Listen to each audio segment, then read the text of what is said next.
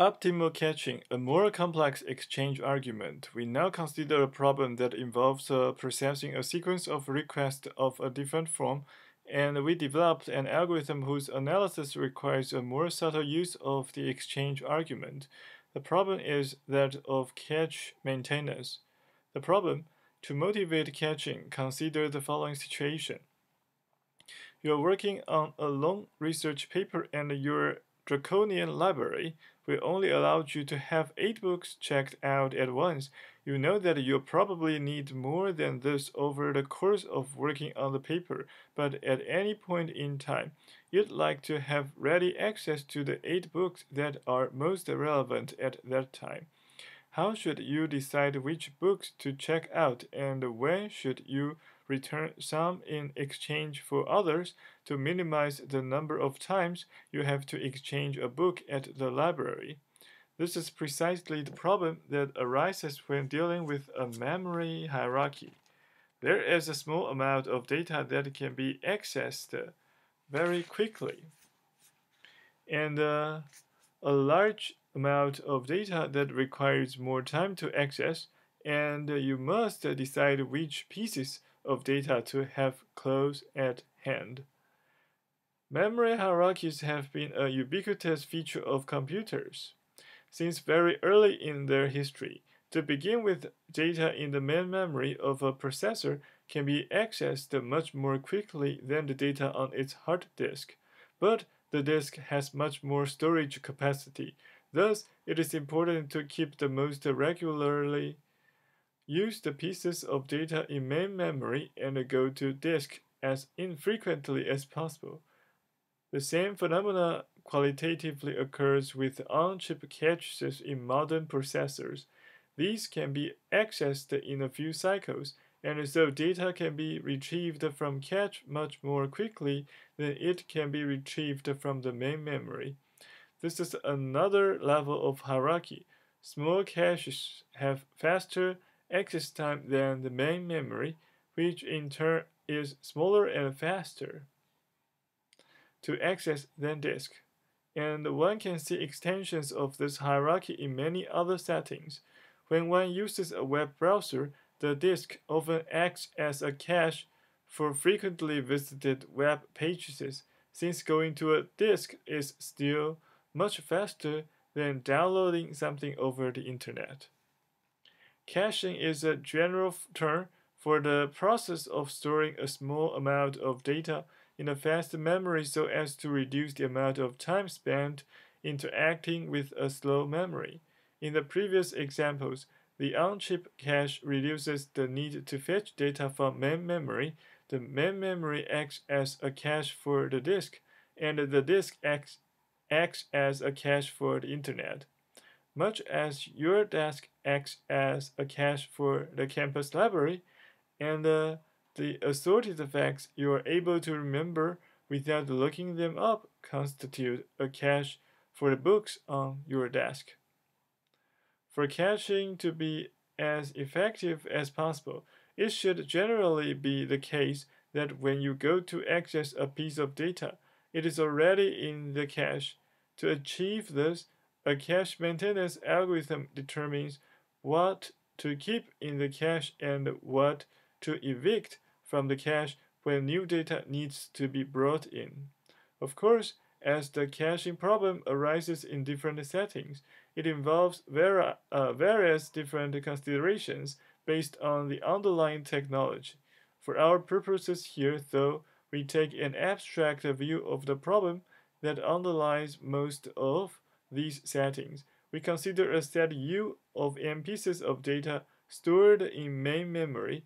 We also have a fast memory, the cache that can hold k less than n pieces of data at any one time.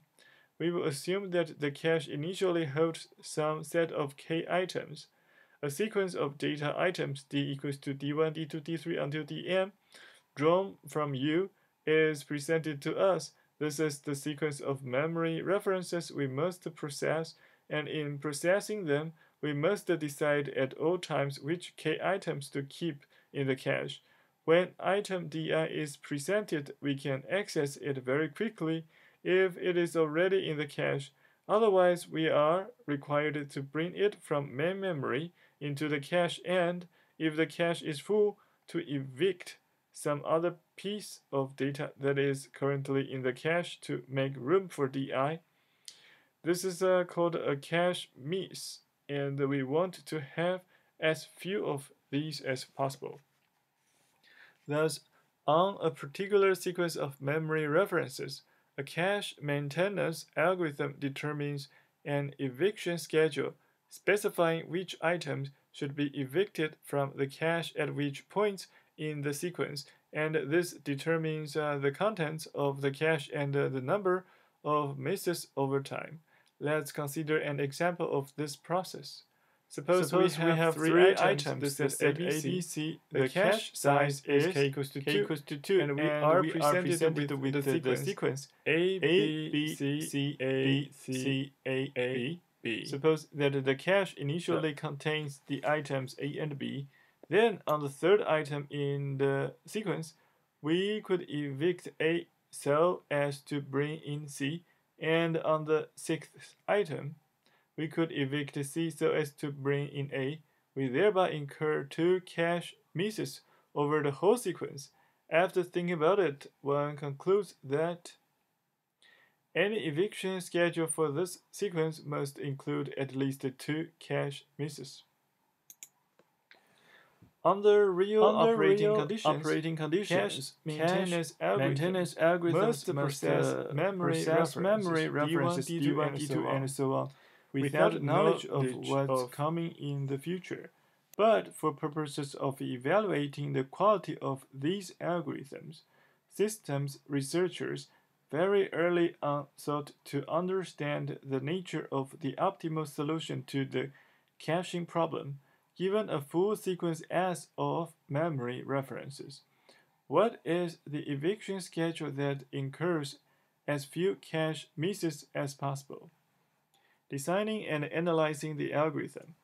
In the 1960s, Lasbilady showed that the following simple rule will always incur the minimum number of misses. When DI needs to be brought into the cache, evict the item that is needed the furthest into the future. We will call this the furthest in future algorithm. When it is time to evict something, we look at the next time that each item in the cache will be referenced and choose the one for which this is as late as possible. This is a very natural algorithm. At the same time, the fact that it is optimal on all sequences is somewhat more subtle than it first appears. Why evict the item that is needed furthest in the future, as opposed, for example, to the one that will be used least frequently in the future? Moreover, consider a sequence like A, B, C, D, A, D, E, A, D, B, C, with k equals to 3, and items A, B, C, the set A, B, C initially in the cache. The farthest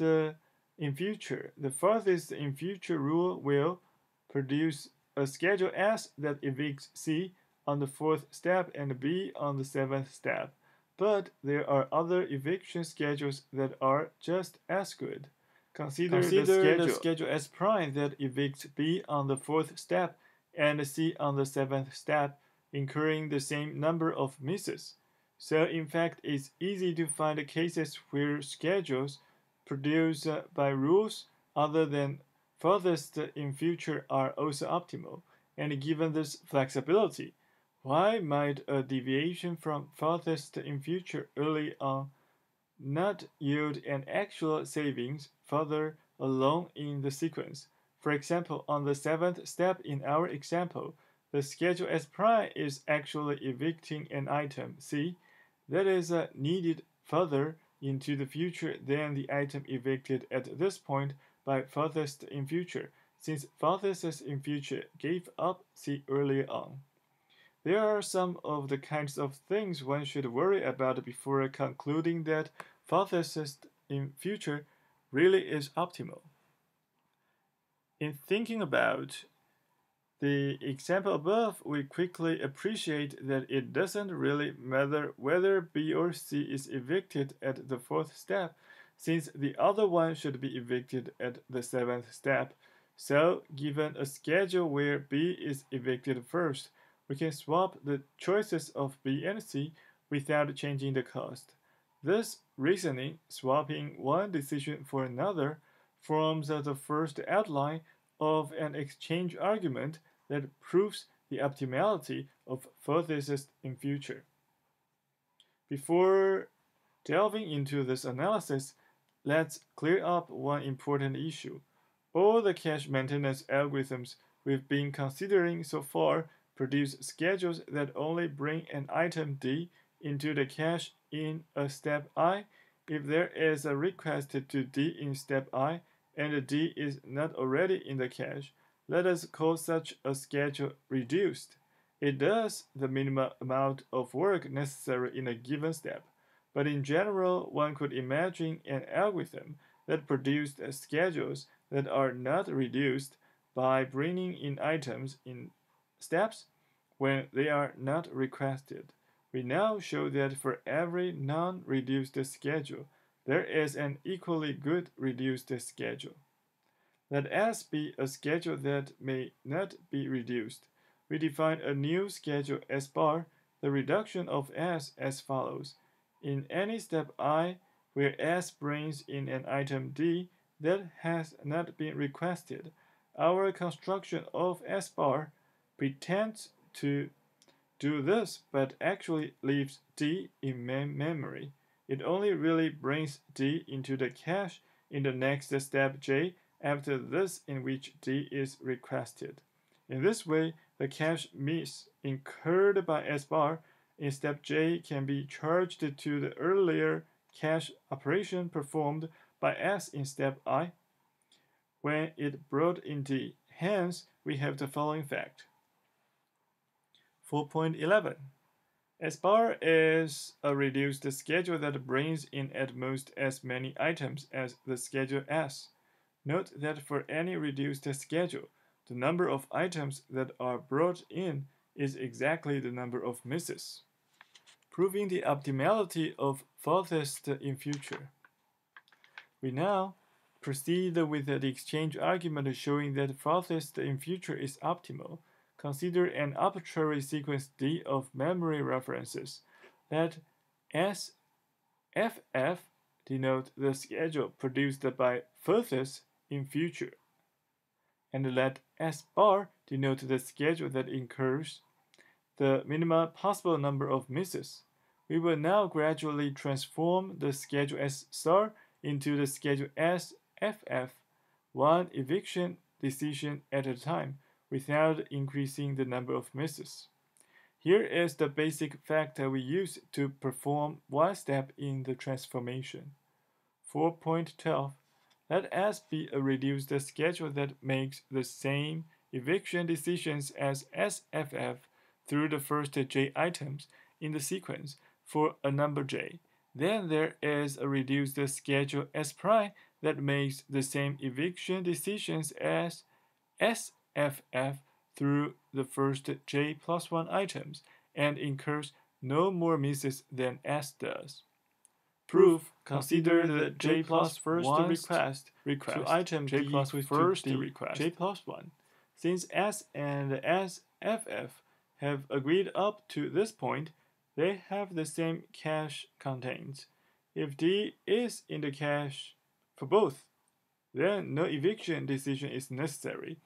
Both schedules are reduced, and so S in fact agrees with SFF through step J plus 1, and we can say that S prime is equals to S. Similarly, if D needs to be brought into the cache, but S and SFF both evict the same item to make room for D, then we can again set S prime equals to S. So the interesting case arises when D needs to be brought into the cache, and to do this, S evicts item F, while SFF evicts item E not equals to F. Here S and SFF do not already agree through step j plus 1 since S has E in the cache while SFF has F in the cache. Hence, we must actually do something non-trivial to construct it S prime. As a first step, we should have S prime evict E rather than F. Now, we need to further ensure that S prime incurs no more misses than S. An easy way to do this would be to have S prime agree with S for the remainder of the sequence. But this is no longer possible since S and S prime have slightly different caches from this point onward. So instead, we'll have S prime try to get its cache back to the same state as S as quickly as possible, while not incurring unnecessary misses. Once the caches are the same, we can finish the construction of S prime by just having it behave like S.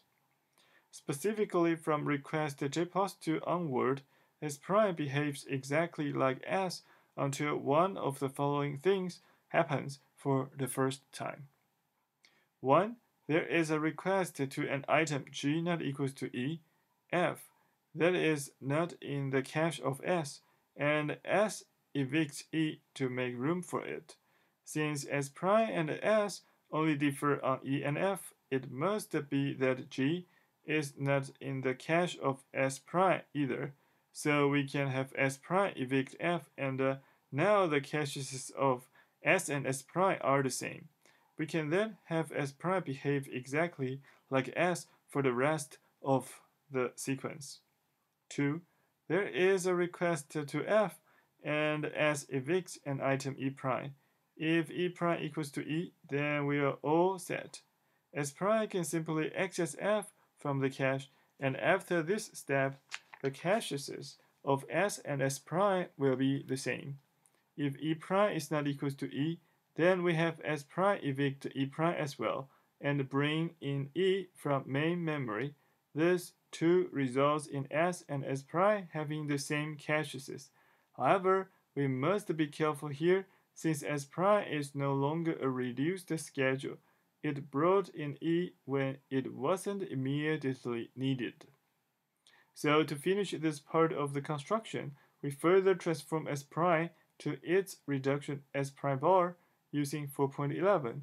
This doesn't increase the number of items brought in by S prime, and it still agrees with SFF through step j plus 1.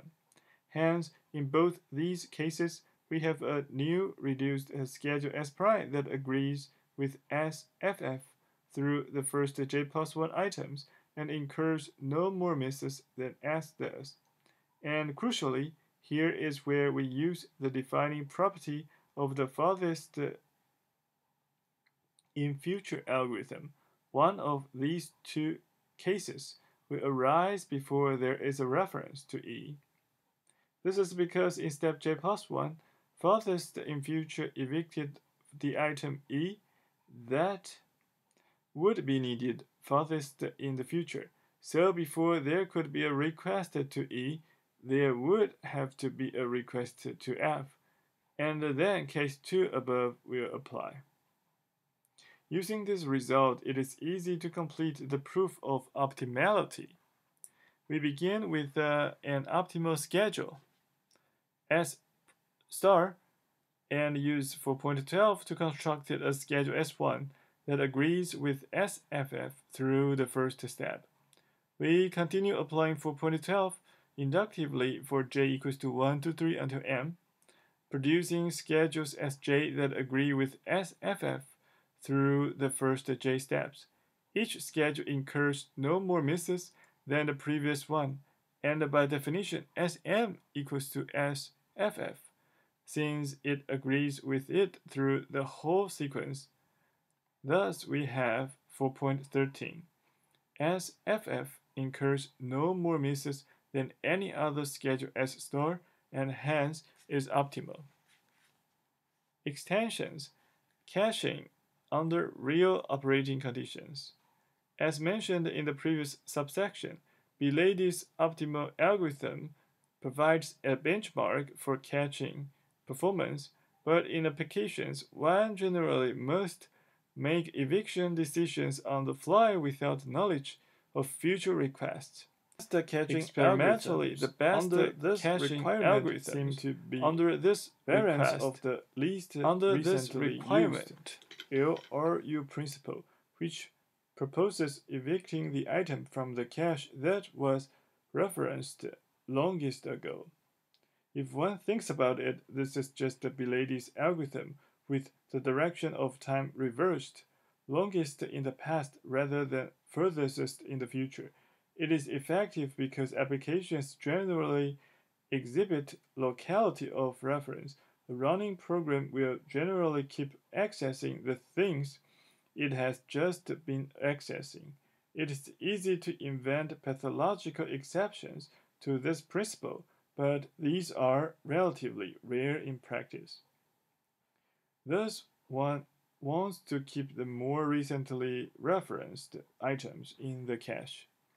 Long after the adoption of LRU in practice, Slater and Tarjan showed that one could actually provide some theoretical analysis of the performance of LRU, bounding the number of misses it incurs relative to furthest in future. We will discuss this analysis as well as the analysis of a randomized variant on LRU when we return to the caching problem in Chapter 13.